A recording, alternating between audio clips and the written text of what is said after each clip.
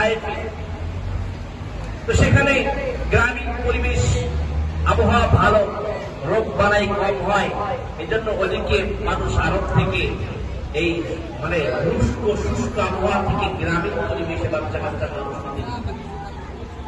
আবার আপনার নবী যখন দুধ পান করে, সেই দুধ পান করা অবস্থায় নবী ইনসাফ শিখাইছেন। তারও তো একটা ভাই আছে, দুধ একটা পান করে, ডান পাশেরটা বাম পাশেরটা পান করে না, দুধ ভাইয়ের জন্য রেখে যায়। চলে বলেন কি জজ্বা আল্লাহ তাআলা, জিসমানি আল্লাহ তাআলা তাকে হাবিবকে দিয়েছেন। শিশুকাল থেকেই দুধ পান করে, তখন থেকেই নবী ইনসাফ শিখিয়েছেন। আমার আপনার নবীর জন্ম থেকে নিয়ে শুরু করা প্রতিটা পদে পদে আদর্শ রয়েছে। নবীর শিশুকালটা কত সুন্দর ছিল। বাচ্চারা নবীর শিশুকালের সময়টা যদি সিরাতের মধ্যে পড়ে, একজন আদর্শবাদী বাচ্চা হইতে পারবে। ছোট ছোট বাচ্চাদেরকে নবী